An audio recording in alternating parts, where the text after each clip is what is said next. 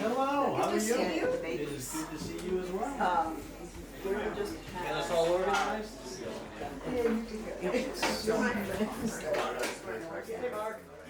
Mark had the first covenant of support, and it has been in existence since 1998. So a covenant of support is a group of people that are united in the purpose of supporting, through friendship and community, an individual. And that may be somebody with a disability.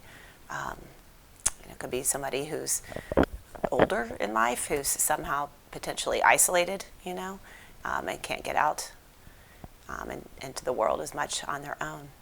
I think the covenant benefits Mark pretty greatly. I'd say in the same way that we enjoy having friends and spending time with them, so does people like Mark. And you can tell when people started showing up today, you could see the smile on his face and him having a great time with everybody. So yeah, I don't think it's any different than our desires. We like to have people there that support us and care about us and to spend time with them. I love Mark, and I want to make sure that he continues to do well, and he's my friend, and I'm his friend. You see how big we are. We are a big example of many people where he's loved, and I think that there's so many layers to what Mark gets out of the covenant because there's so many people and willing to give their time and different attitudes and their space to him. I think he benefits from that. I love him, so much, and it's like with Mark, he's so much less complicated than so many people, that there's a beauty and the simplicity at times of that relationship, and I find that when I'm with him, I could just kind of sit and hang out with him. There's like a peace that can kind of come over me, and just being with him, and it's just quiet. There's a stillness. Mark is just such a joy to be around, even though he doesn't have the ability to speak like everyone. He speaks volumes just by walking by. Well, I've known Mark now for about 30 years. And so I've watched him move into adulthood and now middle age. He's just such a delightful person. Mark is right there with you. He's got a lot of diverse interests. Like I often kind of connect with him around music, and I know that he loves nature. So sometimes we'll listen to bird calls. He likes listening to the birds. He likes walking in the woods. He takes great pleasure in doing those things. So he's a good friend, and he's just a neat person to be with. It's a really funny story. Mark came in, but I didn't know Mark was coming in. And all of a sudden, I feel these arms come from behind. He grabbed me and just gave me a raspberry right on the shoulder. and I immediately started laughing because I realized, hey, it's Mark. Okay.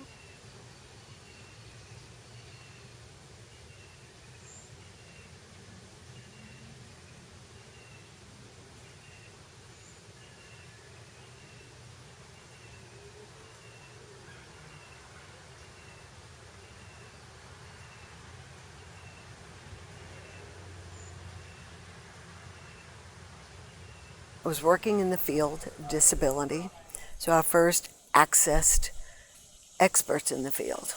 What's going on out there that would be a good prototype for something that could protect Mark, keep him safe, and enrich his life. I called Judith Heumann, a very knowledgeable person, a person who had a disability, and she said, Marcia, there's really nothing that is out there that I can say is successful to meet the needs that you've expressed. She said, create something. Therein was the challenge. So I started thinking about safety What does it take for anyone to be safe? It occurs in large part from other people creating community with you. And I started thinking about creating that community that would be there for Mark. I gathered a large number of people, many in the field, many parents, with many types of kids, different personalities, different goals in life, and different needs. And we met at my home for almost a year, brainstorming, bringing in articles, anything, experiences that people had. Well, I got involved in Mark's Covenant. I knew Marcia. Marcia and I worked together at the Ark. And so I had met Mark a couple times. Marcia wanted to pull a group together to try to think about how to provide a circle of support for Mark.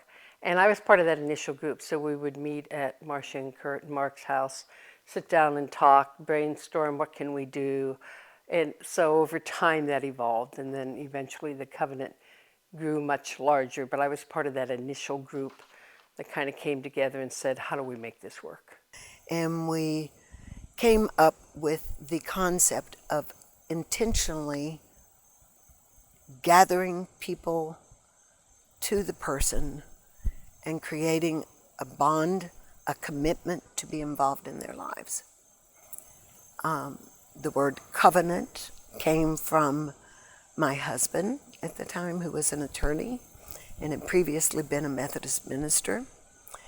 And the covenant word is in those two fields.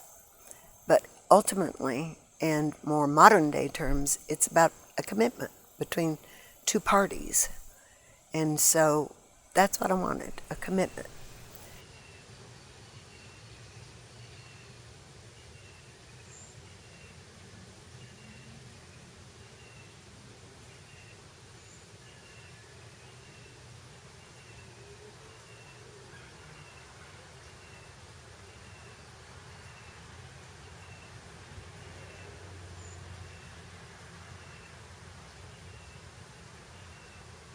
I think if somebody was starting a covenant, that first is they have to think of all of those, the links, the people in their lives and the individual's life, and don't be afraid or bashful to reach out, to people. Some of the people over the years, like my mom has, asked me, like, should I ask so-and-so? She'll kind of question it. And I think most of the time people are very honored, and excited, to be a part of it. I want people to like Mark. I want somebody else to love him, not just by birth, but because of who he is. And so I was scared, and I was scared of rejection also. And I think it's human to say, I'll ask, and they're going to turn down my invitation to be part of my child's life. And that's going to hurt. And so then I had to refocus. But you're doing this for Mark. It's not about you. What would you do? You'd probably throw yourself in the front of a car that would save his life. Well, here you're going to pick up a telephone, and you're going to call someone, and you're going to practice on someone. Make it somebody that says yes. That's what I did. I called someone that I knew would say yes.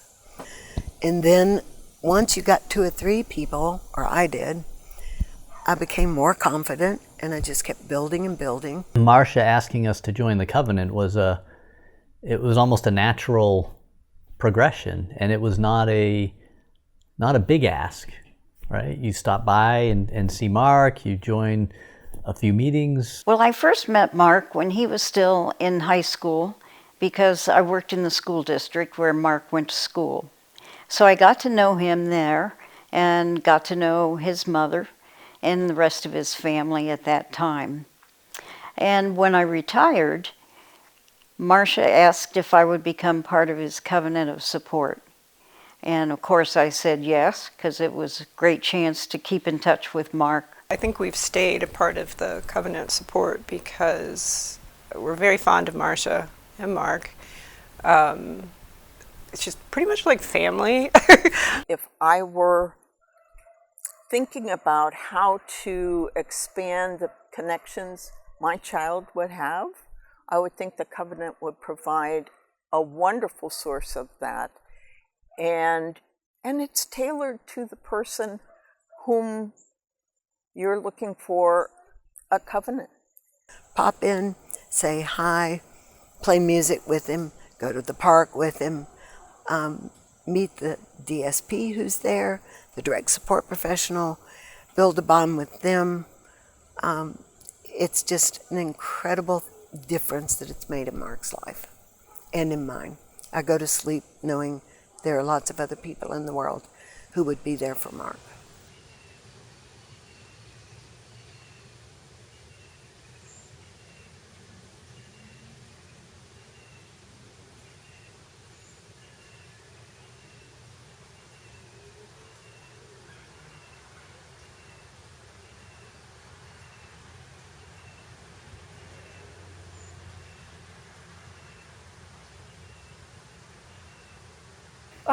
For me, covenant meetings are really fun.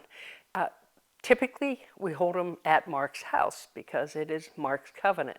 We have a set time that we're coming together, we all gather. Usually the first part of the meeting, we're just chit-chatting with each other and catching up with each other and finding out what's going on in everyone's life. And then people have time to greet Mark. The first thing is that you gather as a community, because a community builds commitment. We meet 4 times a year. We've met more, and during the pandemic we didn't meet at all except through Zoom. The first thing is commit to the community, bring the community together. And the second would be share ownership. As a parent, we always want to be in charge of ensuring that our son or daughter is safe, that everything goes well. But for it to last, you've got to have shared ownership. You may not be there. When the Covenant of Support first started, Marcia was the key lead on it. She was doing everything. She was getting the meetings together. She was preparing all the food. And as the group grew, we began to realize that if we wanted to have continuity of the group, it couldn't be dependent on one person. So Marcia spoke to both Jamie and to me about co-leading the group with her.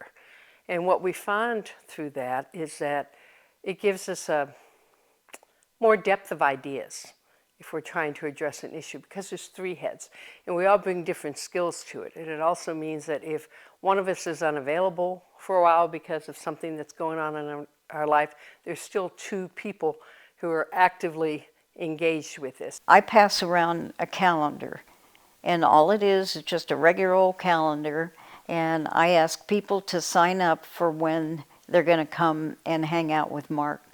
And we ask people to make a commitment of at least once over a 3-month period. Most people do more than that. A lot of people come 3 different times. We schedule it on a calendar like that so that not everybody comes at the same time, and that we get a chance to see Mark at different times during the day. So that calendar is really something that's important, because we don't want these to just be a meeting 3 or 4 times a year. This is an ongoing community that's being built, and it's an ongoing way of supporting Mark so that he doesn't become isolated in his own home or in his own neighborhood. Before leaving, make sure you've established your next meeting date. Okay. Someone usually takes notes. In this case, it's one of the 2 people who lead Mark's Covenant now, and have, by the way, for 17 years. We have food. We're big about building community around food. And the way we do that is different people just volunteer to bring something. It's nothing very formal. The meeting, the whole structure is informal, but there is structure to it. So after we've eaten and after we've had a chance to chit-chat with each other, and then we'll sit down, have a short, I guess you'd call it a business type meeting, where we talk about what's been going on with Mark, getting some updates maybe. Are there any new staff? Are there any issues that are coming up that we all need to kind of put our heads together and think about? DSPs are part of these meetings, direct support professionals. The reason that they need to be there is that the covenant members who come to visit Mark are coming for a visit. They're coming because they care. They care about Mark. They care about making certain that the DSPs have the support they need, because all that goes together. Mark is supported by people who need support. And so that's why they're there, and they're intricate members of this team.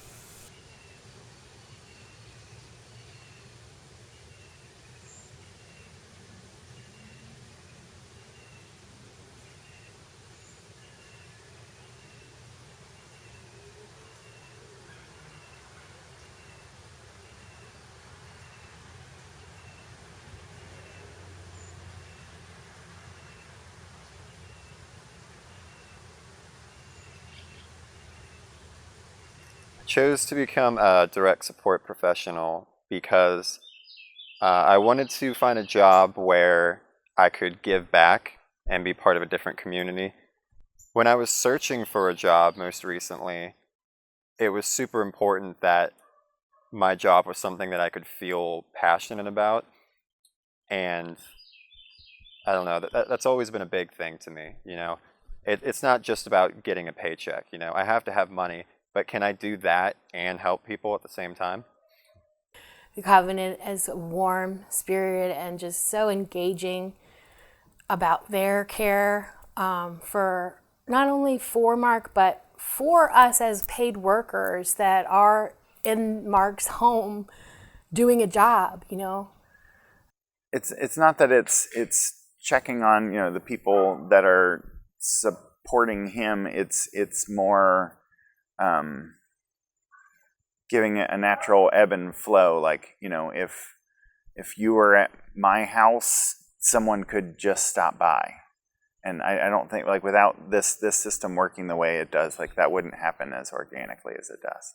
Another very important piece to keep the covenant connected to your son, your daughter, your sister, your brother, whoever chooses to have a covenant, is that they have each other's contact information. So whoever the leader is, or the parent, whoever wants to do this piece, should develop a list of covenant members with their contact information. You might find, as I have, that some of these people have become friends as a result of Mark's covenant. What power that man had to bring people together and create new friendships. And I would never have thought that, but he did. His life brought that into being. So keep that connection through a formal list. The covenant of support, it's a group of people that they support somebody, but they also develop relationships with each other and become a community, you know, kind of together, and then with that person as well. The people that I've met through the covenant have been exemplary people who see life kind of the same way as I do. So it's like-mindedness and a focused goal.